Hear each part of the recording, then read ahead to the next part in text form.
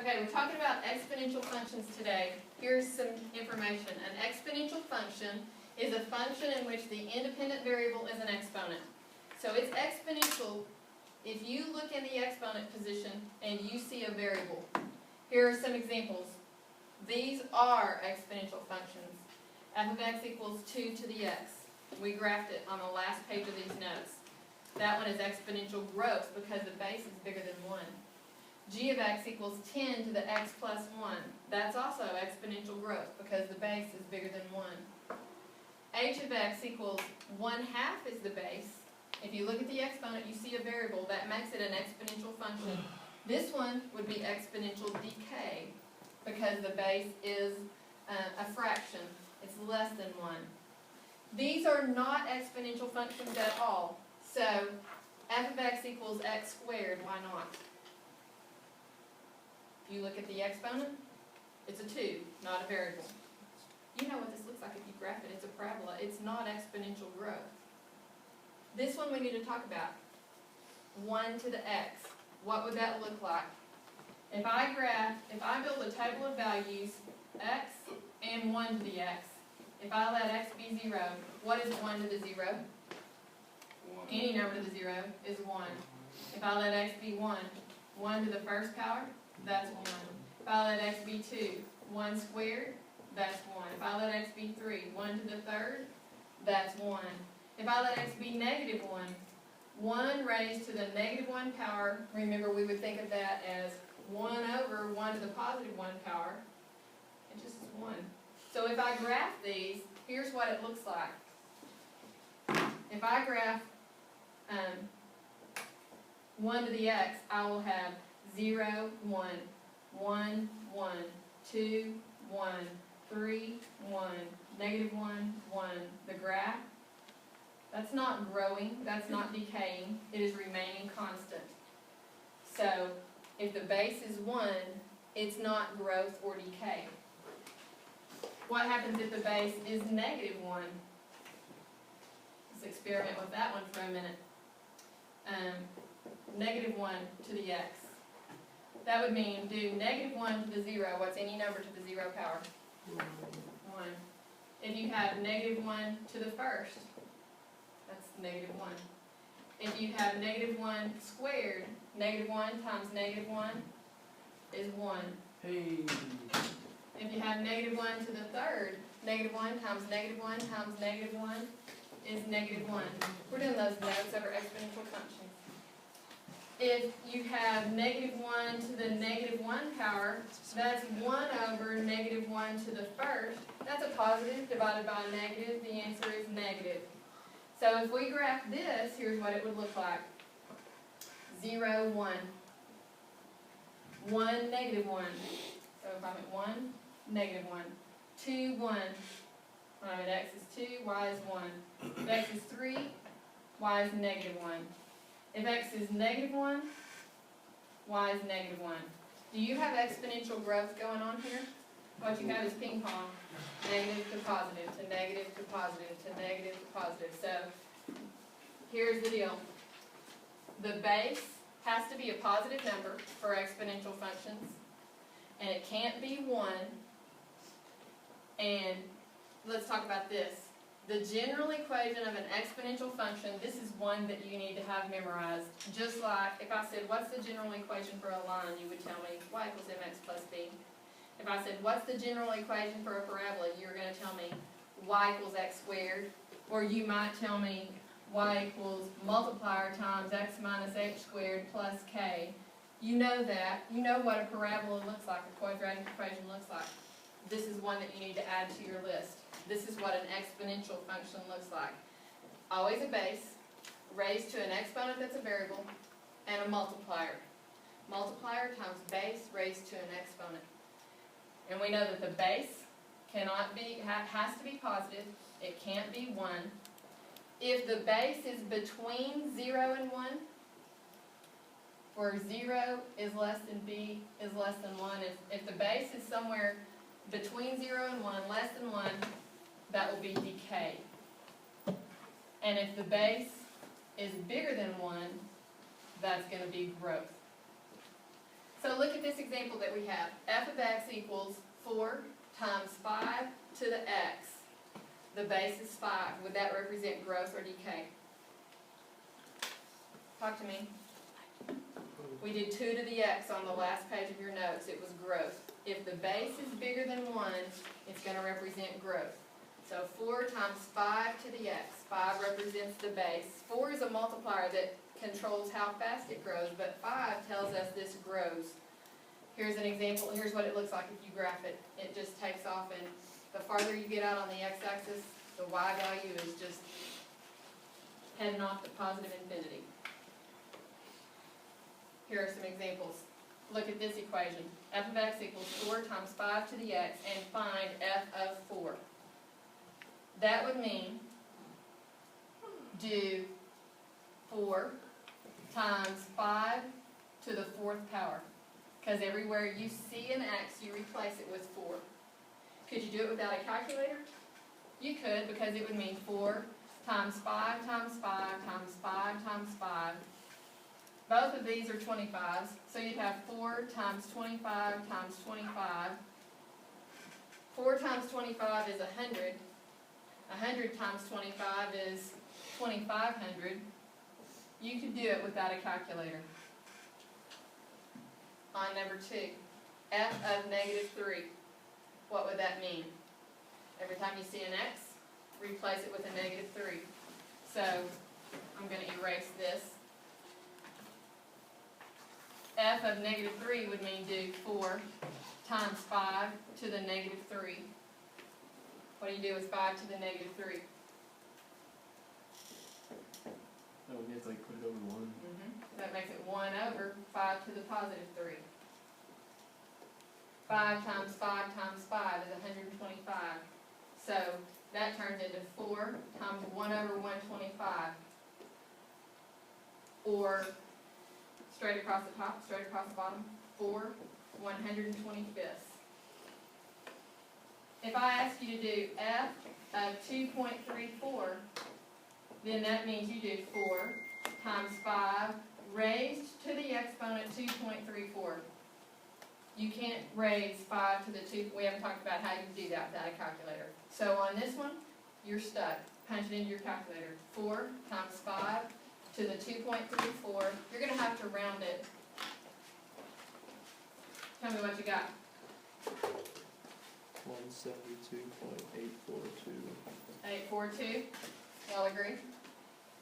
So you are finding a value for an exponential function. On your homework page, the first few problems, the first 3 problems, are asking you to do what we did right here. You are also asked to round to the nearest thousandth. That means your answer needs to have 3 decimal places in it. Let me review for you for just a second.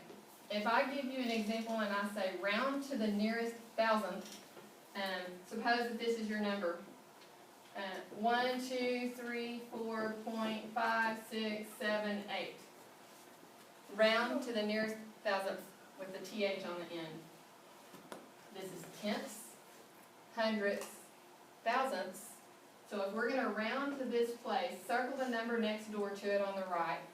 Here's the rule. If that number is 5 or more, then you're going to add 1 to the number you underlined and drop everything else off. So 1, 2, 3, 4.568, and everything else drops off.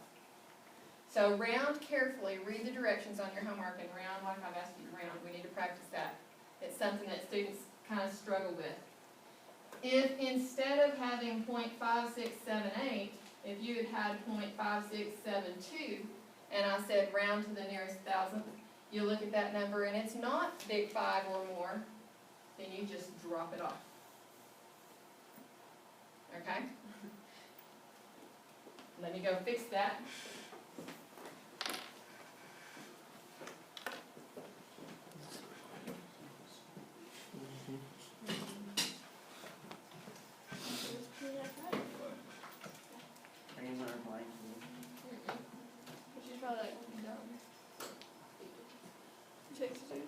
Oh my. Okay, next. Sometimes you know information about an equation, information, some data, but you don't know the equation that fits the data. So on these next ones, on examples 1 and 2, we have some data, and we're going to try to write an equation that describes it. Number 1, yours goes right here on your notes. I'm going to write it right here so you'll have a better chance of seeing it. So on number 1, f of 2 equals 36. Here's another way to say that. I could write it as an ordered pair. When x is 2, the function value is 36. When x is 6, the function value is 2,916. I think if you think about that, you might believe exponential growth is going on here. Because if you graph that, that's saying when you're out 2 on the x-axis, the y value is 36. 3, 4, 5, 6. When you're out 6 on the x-axis, this problem right here, I'm putting right here. If you're out 6 on the x-axis, the y value is off the chart through the roof, so it looks like this thing is just exploding exponential growth. So if we are going to write an equation, the first thing we have to do is know that exponential equations take this form. F of x equals a times b to the x. Plug both of these data points into this. Keep in mind, this is an x, this is an f of x. This is x, this is f of x. If you plug into this, the function value, 36, equals, I don't know a, I don't know b, a times b to the, but I do know x is 2. Do the same thing on this one. I know f of x is 2916, and it equals, I don't know a, and I don't know b, but I do know x is 6. So this represents the exponent. If we're trying to write an exponential equation, we've got to know the value of the function at 2 points. We knew that. We plug both of them into this, f of x equals a times b to the x. We've done that. Step 3, form a quotient. It's kind of like writing proportions. We want the biggest exponent in the numerator because that'll make your life easier. It could be done the other way, but biggest exponent on top. So we're going to compare. We know that ab to the 6 will relate to ab squared the same way 2916 relates to 36.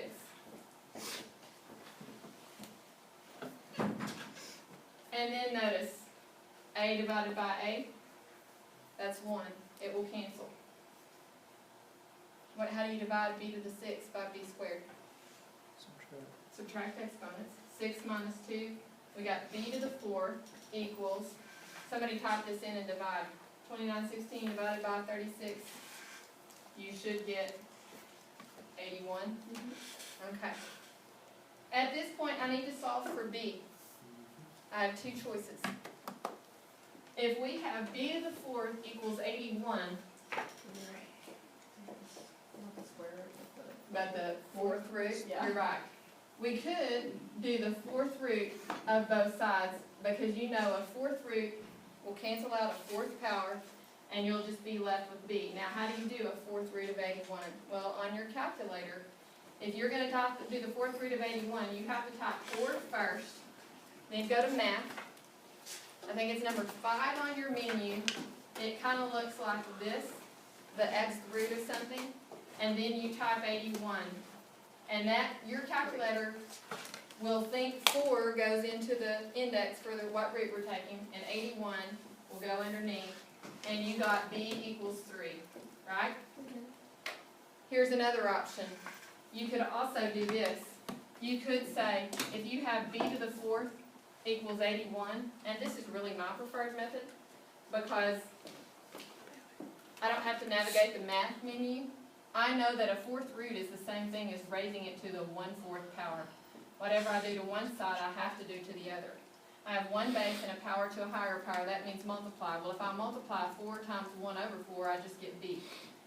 Then you would have to type it into your calculator this way. 81 raised to the 1 divided by 4 power. That will also give you b equals 3. So you have 2 choices. Now that we know what b is, what do you think we need to do next? Find a. You can find A by either plugging B into this equation or this one. I would go to the one that has the smallest numbers. So if I plug into this one, I know that 36 equals, I don't know A, I'm looking for it, but I do now know B is 3, 3 squared, or 3 times 3 is 9. So 36 equals A times 9, and if we divide both sides by 9, then 4 is the value of A. So I know A is 4 and B is 3, and if I use these two things together, I can now write an equation. Here's the general one, now I can write a specific one. I know that f of x equals multiplier of 4 times base 3 to the exponent x. Here's how you can check it. Go to your y equals and type in 4 times 3 to the x, and then build a table, do second table.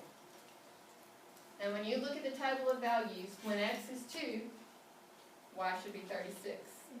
And when x is 6, y should be 29/16. So that says this equation does a good job of fitting these two data points. Okay? Let's do another one. Number 2, here's where we are. I'm going to erase. I'm going to put this one right up here. So work on number 2 for a minute.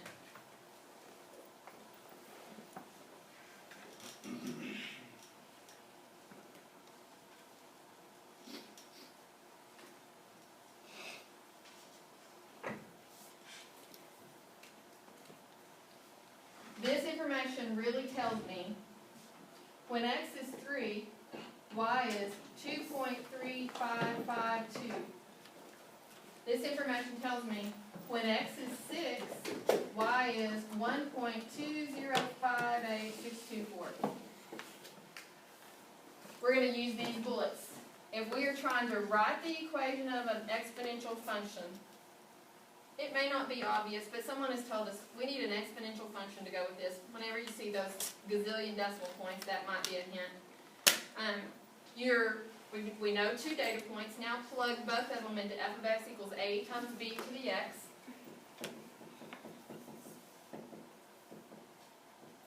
Keep in mind, this is x, this is f of x, this is x, this is f of x. So if I plug in, it will look like this. 2.3552 equals, I don't know a, and I don't know b. And because there are two unknowns, I have to have two equations. I'm going to have those. A times b to the, I know the exponent is x, it's 3. If I plug the other one in, it will look like f of x, 1.2058624, equals, I don't know a, I don't know b, but I do know x is 6. Then the next step is form a quotient. I'm at this bullet with the largest exponent in the numerator, big exponent on top. So we're gonna, it's almost like a proportion. We're gonna write ab to the 6th compares to ab cubed. The same way this 1.20 blah blah blah compares to 2.3552. A divided by A is 1. B to the 6th divided by B to the 3rd, we subtract exponents and we get B to the 3rd equals, anybody have it? 0.512. Thank you, Ashton. If B to the 3rd equals 0.512, you now have two choices to find B. You can take the cube root of both sides, or the same as taking a cube root is raise both sides to the 1/3 power. Whatever you choose, you find that B equals, what'd you get? 0.8. We know B. After we know B, we need to now find A. So we have two choices. We can plug back into this one or this one. I would probably tend to pick the equation that has smaller numbers. So if we plug into this one, we will say that 2.3552 equals A times, now I know B is 0.8 to the third. To solve for A, we gotta divide both sides by 0.8 to the third, sorry. Do that. So if you divide both sides by 0.8 to the third, what do you get for A? 4.6. Y'all agree? You should get 4.6. Did you not get that, Kristen? Oh, I did. Oh, yeah. If we know A is 4.6 and B is 0.8, then we can use these two things to write the equation. Instead of the general, we can write a specific equation. So f of x will equal A, 4.6, times B, 0.8 to the x. So we wrote an equation that fits these data points. If we want to check to be sure, here's how you can do it. Go to your y equals. Type in 4.6 times 0.8. By the way, look at 0.8. Is it going to represent growth or decay? Decay, because it's less than 1. If it's a fraction less than 1, it's going to represent decay. Type this in, 4.6 times 0.8 to the x. Then do second table. When you look at the table, if x is 3, your y should be 2.3552. Did it check? When x is 6, your y value should be 1.2058624. Okay? Will you pause that for a minute?